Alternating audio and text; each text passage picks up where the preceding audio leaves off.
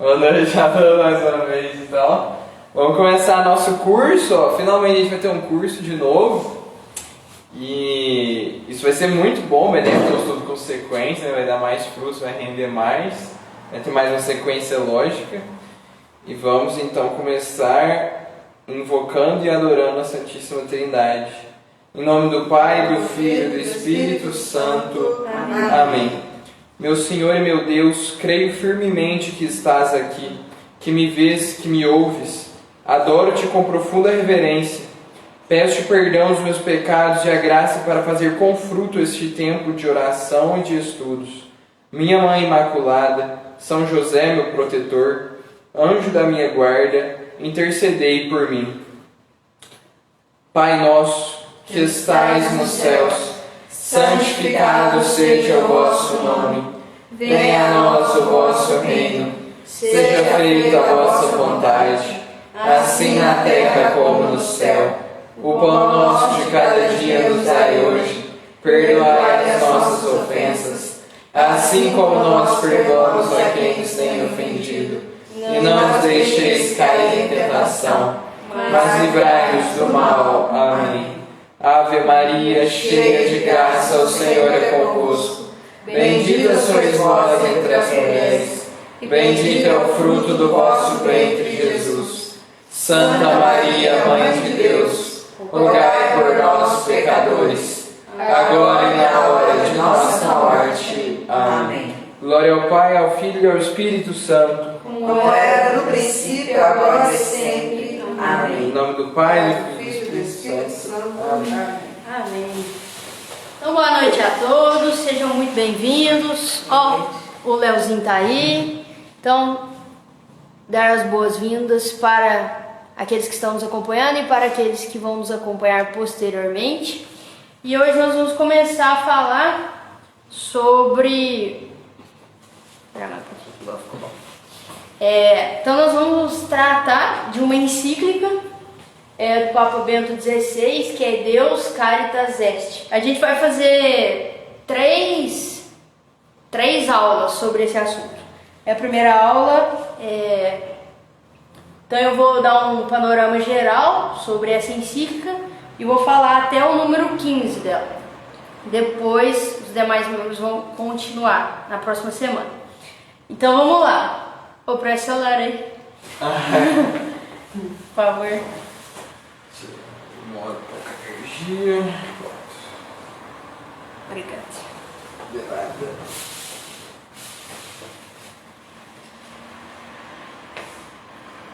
Ó, eu tô sentado aqui, é mó legal.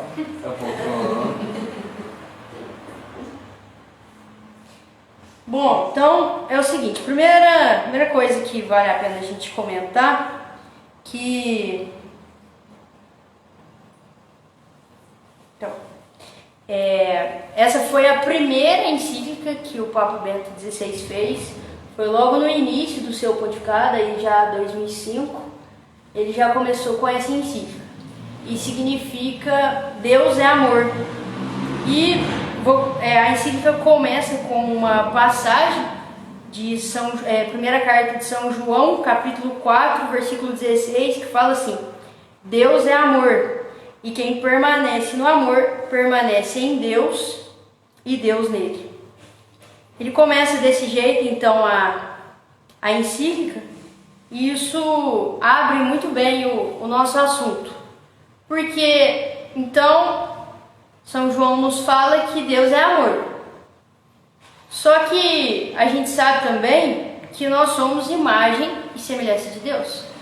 Então, se Deus é amor e nós somos imagem e semelhança de Deus, nós também somos chamados ao amor.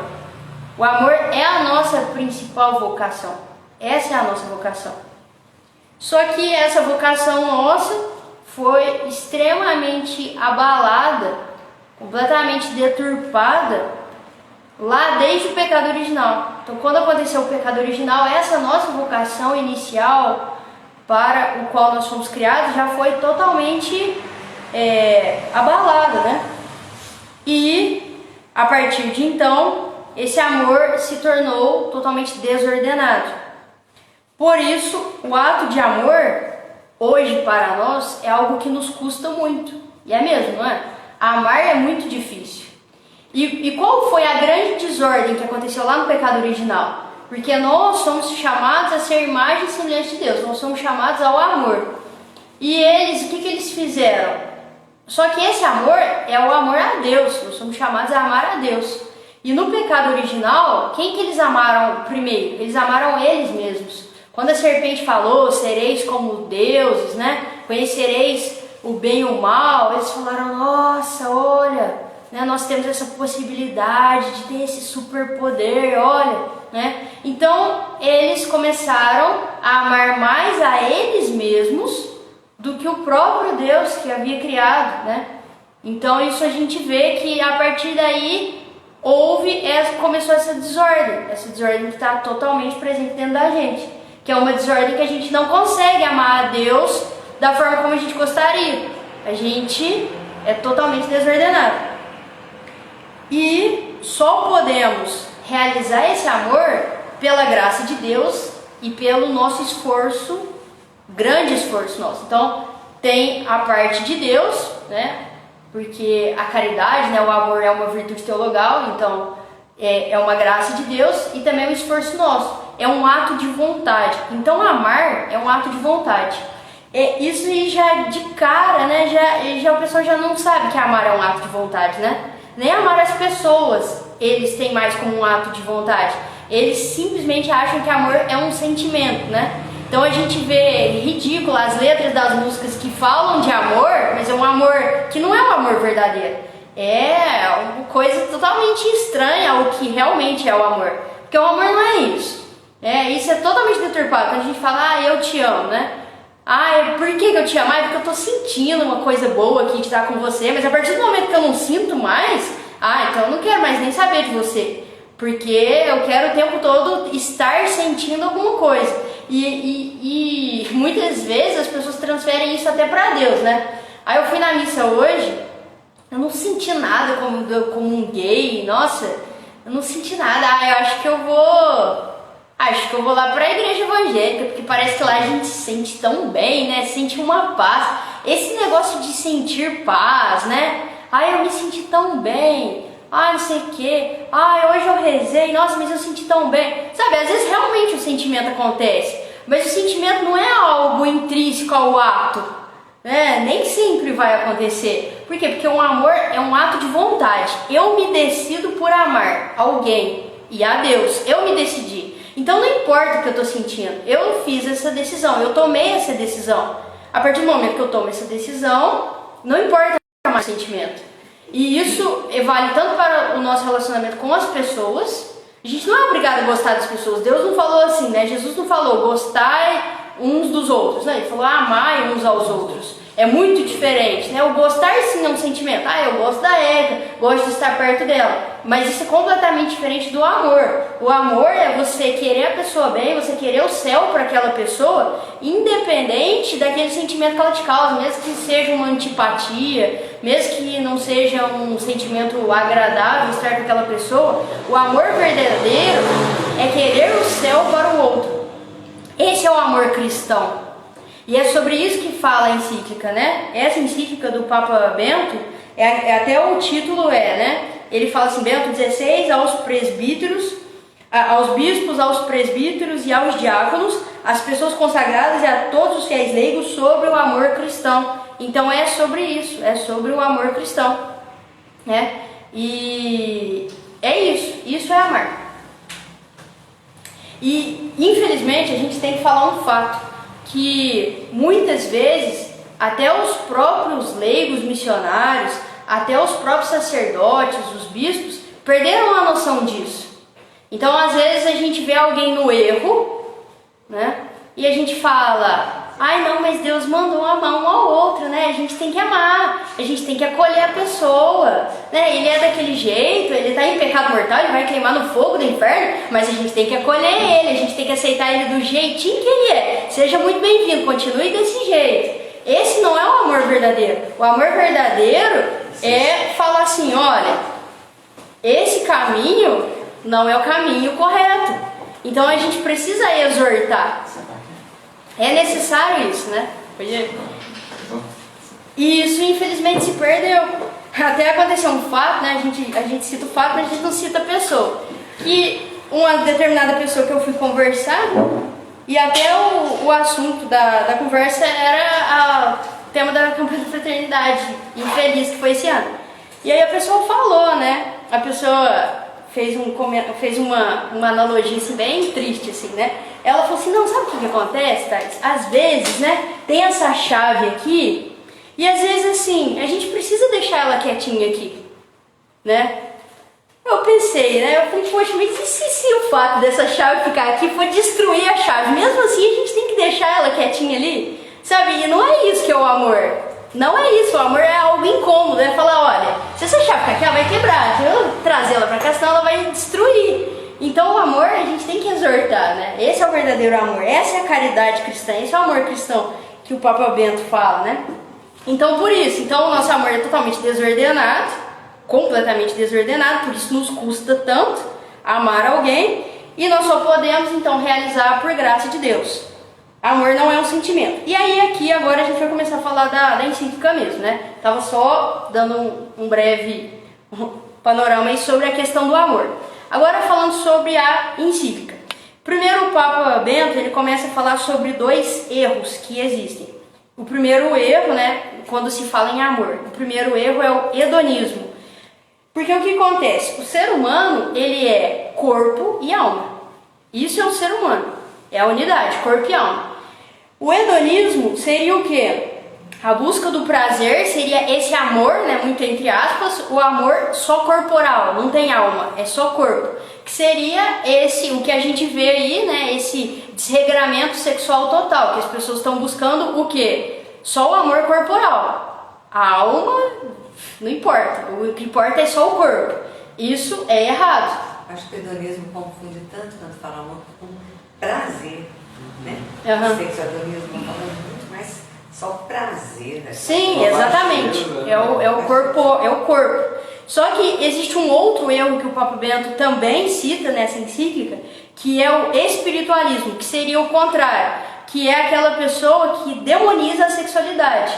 Não, porque, né, o que importa é só a alma. Não, o ser humano, a unidade dele é corpo e alma. Então é importante que o amor verdadeiro esteja nessa unidade, a unidade corpo e alma. E aí então, aí a gente começa a falar de um fato histórico, que lá na Grécia, antes de Cristo, existia, até na Bíblia faz referência a isso, que eram as prostitutas sagradas. Vocês já devem ter ouvido falar nisso, na própria Bíblia fala sobre isso, a prostituição sagrada. E o que era isso, né?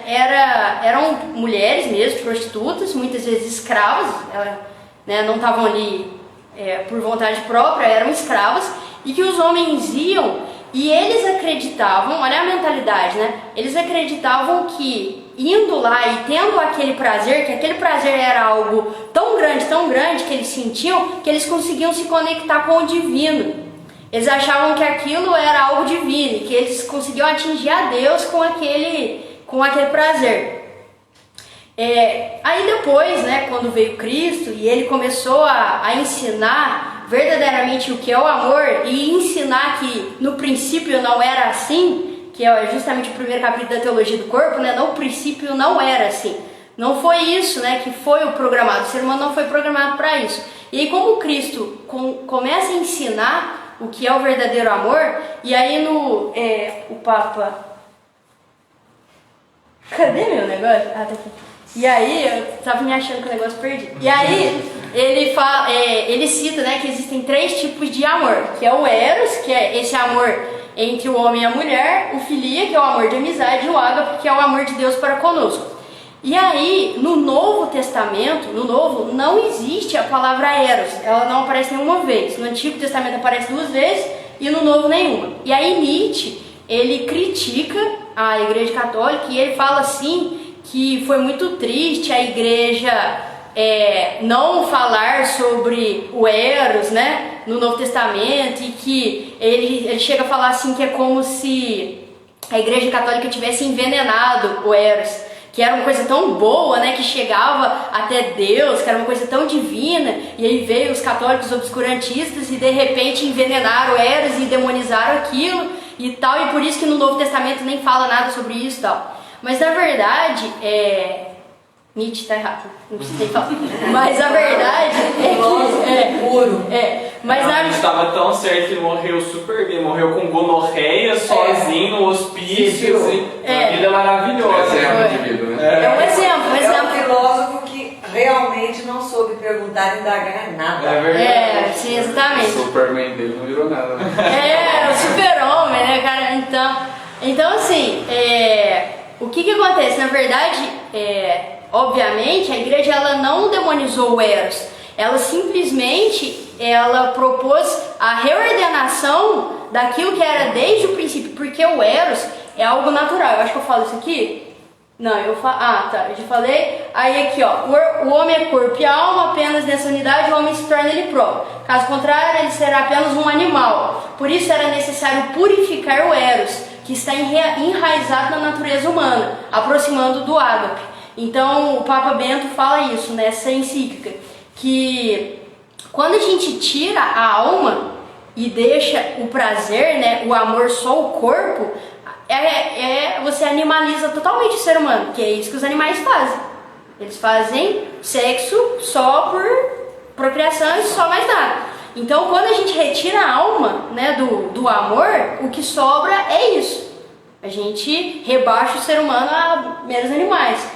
E ele fala, então, né, o Papa Bento fala, era necessário purificar esse Eros e mostrar que não era assim no início. Não foi assim que Deus criou o homem e a mulher. Não foi para isso, né? Não foi com essa finalidade. Então, a proposta, né, é aproximar o Eros do ágape, né? E o Eros é o nosso amor aqui, o amor que a gente sente. E o ágape é o amor que Deus tem por nós.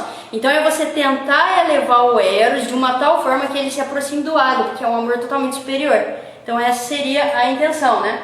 E aí, nossa, muito, muito legal. E aí ele começa a fazer diversas comparações dessa encíclica. Ele faz algumas e aí o Padre Paulo Ricardo faz outras. E eu juntei todas e fiz um negócio só. Ele começa a falar tudo o que a igreja, todo o simbolismo da igreja em tentar purificar isso, né? Porque, na verdade, quando um homem se une à sua mulher, aquilo nada mais é do que a simbologia do Cristo que se une, né, à sua igreja, o Cristo que se une ao corpo místico dele, né? Essa união.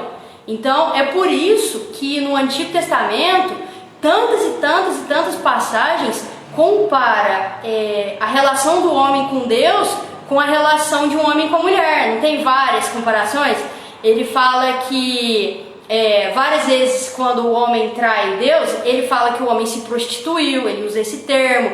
Várias vezes ele fala que o homem traiu. Tem aquela passagem, eu acho que é Oséias, que o homem, ele fala para o homem procurar uma outra mulher sem ser a dele, e ele usa aquilo para mostrar, tá vendo isso que você fez? É o que o povo de Deus faz comigo. Em Cântico dos Cânticos, né, é um livro inteiro que compara justamente esse amor homem e mulher. Quando a gente lê e a gente até estranha, né? Que livro estranho, por que isso aqui tá na Bíblia, né? Uma coisa... se a gente lê assim, parece que fala, nossa, nada a ver, né? Mas isso tem tudo a ver, porque justamente esse amor do homem e da mulher é justamente isso. O matrimônio, ele é isso, né? Tanto é que a mulher, quando ela entra na igreja, né, que ela entra de véu, justamente mostrando, pode ser que até que aquela mulher que está entrando, ela não seja pura. Pode ser que ela já tenha até perdido a virgindade, mas quando ela entra de véu, aquele véu não está representando a pureza dela, está representando a pureza da igreja, a grandeza da igreja que chega ao encontro com o Cristo. Então é uma simbologia muito maior do que a gente pensa, né? E quanto que é triste que o casamento, as pessoas perderam completamente a noção, né? Virou um evento totalmente social, que as pessoas não fazem nem ideia, né? Muitas e muitas pessoas casam sem saber o que é o significado disso, né? Olha a grandeza disso, gente, né? A mulher, enquanto ela está entrando ali no corredor, E o homem está lá esperando ela lá na frente, a igreja imaculada, pura e santa que está entrando ao encontro com Cristo, né? E é esse amor que os esposos, eles querem ensinar ao sacerdote, porque o sacerdote, ele fala de Deus para o povo, mas são os esposos que demonstram o verdadeiro amor de Deus. É isso, né? Então é muito bonito. Então aí tem algumas comparações, algumas são da encíclica e algumas depois eu tirei de alguns vídeos do Padre Paulo Ricardo. O primeiro, né, muito bacana, esse é o Papa Bento que fala sobre a monogamia, né? Por que era necessário, tão necessário, incutir na cabeça do povo o resgate pela monogamia? Porque essa monogamia, né, um único homem que ama uma única mulher, ela é justamente a simbologia do monoteísmo. É um único Deus que é amado pelo povo. É o povo que ama um único Deus. Então olha como isso é profundo, né? Então, quando Deus ele ensina o povo, né, ele vai resgatando isso no povo, a monogamia, ele está querendo ensinar isso, né, didaticamente isso para o povo. É necessário que uma mulher ame apenas um homem para que o povo ame apenas um Deus. Então tudo é um símbolo, tudo é muito, muito maior do que a gente pensa, né? E até quando eu fui pesquisar alguma coisa sobre isso, aí uma dos links que apareceu assim, né, dos relacionados lá, era de um movimento pró-poligamia, sabe? Aí, tipo, eles falando que... Nossa, eles falando assim que a poligamia é o que é natural e que a monogamia ela é forçada, sendo que, tipo assim, isso é totalmente absurdo, né?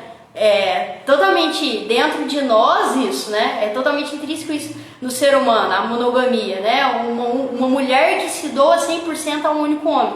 Então, a igreja resgata isso, né? Quando ela resgata a monogamia, ela resgata o monoteísmo. Depois um outro resgate, né? Quando no matrimônio, né? O homem e a mulher se tornam uma só carne, né? O homem e a mulher serão uma só carne, tá em Gênesis.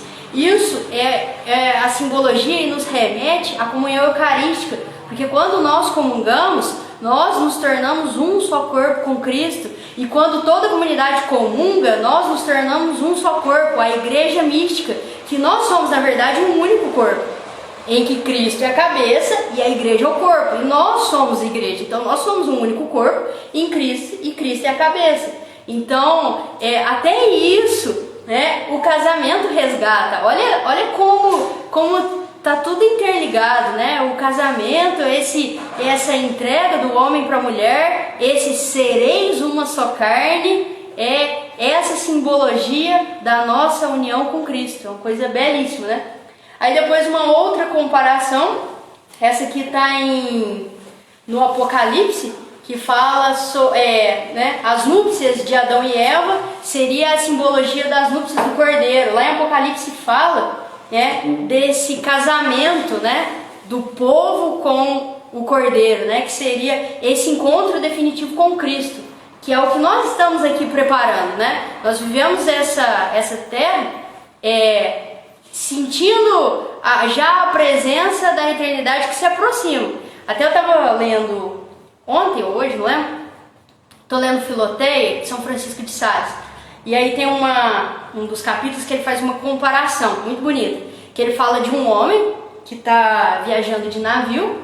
E ele está há muitos e muitos e muitos dias lá, perdido no oceano e tal. E aí ele só vê água. E ele está perdidaço. E aí de repente ele começa a sentir cheiro, né? De folhas, de árvores, né? De plantas. E aí quando ele começa a sentir o cheiro da vegetação, ele fala, nossa, eu tô me aproximando da terra tão sonhada que eu quero, né? Porque eu tô aqui perdidão no mar, coisa que eu mais quero é um lugar pra descer, né? Ver terra. Então quando ele começa a sentir aquele cheiro da vegetação, ele começa a sentir que tá diferente, né? Ele percebe que ele tá chegando perto, né, de uma ilha ali, né? E aí o São Francisco de Sales, ele fala que essa é a nossa vida. Ele compara desse jeito, que nós estamos aqui, né, nesse vale de lágrimas, estamos, né, verdadeiramente num vale de lágrimas, e estamos aqui, perdidão no meio do mar, né, tentando fazer alguma coisa, A gente tá totalmente perdido, sem saber o que fazer, só bomba por todo lado, né? E a gente ainda tá num navio que ainda tá sendo atacado por bombas, né? Além disso, a gente ainda tá perdido e sendo atacado. E aí, de repente, ele fala, né, que a gente deveria, a nossa vida interior, a nossa vida de oração, deveria ser tal que a gente pudesse sentir esse cheiro dessa terra prometida que seria o céu. E né, sentir o cheiro e perceber e falar, nossa, tá chegando, tá se aproximando, né? Então, assim, que essa é a vida do homem, né? É para isso que nós estamos aqui. E é só para isso que a gente está aqui, né? A gente foi criado para salvar, não salva. Se a gente não salvar, nada valeu de nada. Não importa as conquistas que você teve, absolutamente nada. Você está aqui é para isso, salvar a sua alma. Então, é justamente isso, as núpcias do Cordeiro, né? É o nosso... Quando chegar o nosso encontro definitivo com Cristo, aí sim eu cumpri a minha missão. Foi para isso que Deus me criou, essa é a minha vocação. Eu amei a Deus verdadeiramente a tal ponto que eu consegui então me unir a Ele. E essa união sonhada, esperada e desejada por nós é o simbolismo justamente dessa união matrimonial. Esse é o matrimônio, né? Quando a mulher ali, depois de anos e anos de namoro, ela finalmente se casa. É essa espera de quem esperava o encontro definitivo com Cristo. Então tudo é simbologia do encontro do povo com Deus.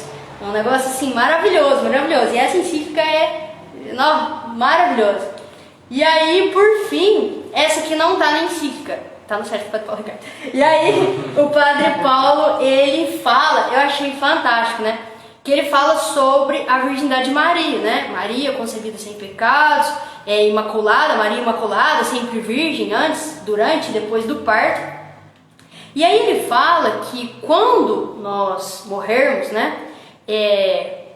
Quando vier a ressurreição final, né? O nosso corpo, ele vai ressuscitar, né? A gente, então... Quando a gente morre, a nossa alma, né, primeiramente vai, só que depois haverá a ressurreição dos corpos, né, e os corpos vão reencontrar a alma, e aí sim estará completo, né. Na verdade, ele até fala que os santos, eles são plenamente felizes, porque eles estão com Deus, mas eles estão incompletos, porque eles estão só em alma.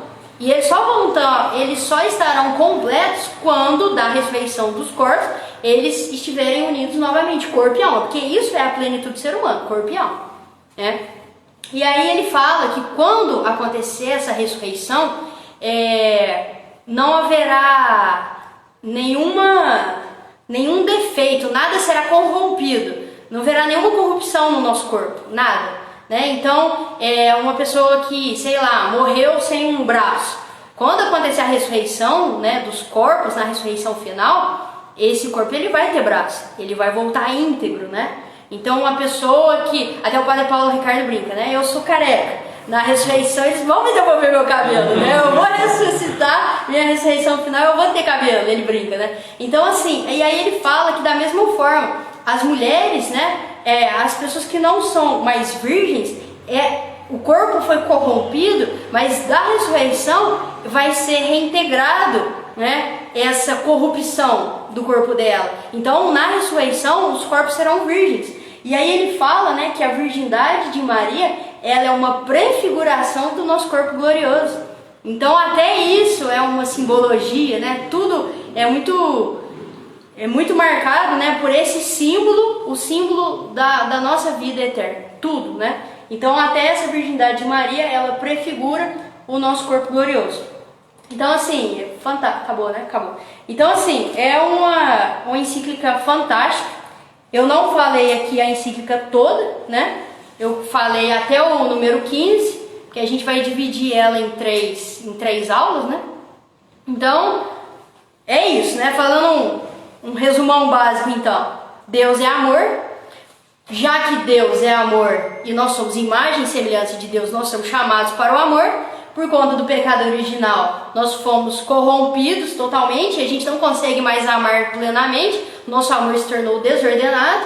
Para que a gente possa amar verdadeiramente é necessária a graça de Deus, já que a caridade é uma virtude teologal. Mas é também necessário um ato de vontade. O amor não é um sentimento. É um ato de vontade. Eu me decido por amar alguém, mas também por amar a Deus. Tem que ser uma decisão, né? E aí depois ele fala dos dois erros, que é o hedonismo e o espiritualismo, né? O hedonismo seria só o corpo, o amor do corpo. O espiritualismo seria só o amor da alma, mas na verdade nenhum desses dois é o correto, porque o correto é a unidade, corpo e alma, né? Porque o ser humano é corpo e alma. E aí depois então ele faz essas comparações, né? Do casamento, do matrimônio, com o nosso encontro definitivo com Deus, né? Que seria isso, né? A noiva que tanto aguarda o encontro definitivo com o noivo, né? É justamente aquela passagem da Bíblia das noivas imprudentes lá, que estavam esperando e de repente fechou a porta e elas ficaram para fora, né? Então essa espera nossa, né, de mantermos as lâmpadas acesas, é justamente essa espera, mantermos a nossa fé acesa, mantermos o nosso amor vivo, nosso amor verdadeiro vivo, para o encontro definitivo com Deus. E uma coisa que é importante ressaltar também, nesse ato de vontade, é que a gente não pode ficar dependendo do sentimento. Então a gente fala assim, hoje eu não vou na missa não, porque hoje eu não tô com vontade, sabe? Não tô sentindo aquela paz assim, né? Aquela coisa assim, aquele fogo do Espírito Santo. Não tô sentindo, então acho que eu não vou. Não, acho que hoje eu não vou rezar o terço, então parece que eu não tô inspirada, né? Pra rezar o terço, né? Eu não tô na vibe, hoje eu não tô na vibe de terço, assim, né? Hoje eu corri tanto, tô cansada e tal. Então, assim, se a gente for esperar, né, o Espírito Santo baixar em mim pra eu conseguir rezar, a gente vai cada vez esfriando mais, e cada vez menos a gente vai ter vontade de rezar. Então a gente precisa ter essa noção de que o amor é um ato de vontade. E da mesma forma que às vezes eu não tenho vontade de conviver com o meu marido, eu preciso fazer isso porque é um ato de vontade, de um amor que foi uma decisão, da mesma forma é o nosso relacionamento com Deus.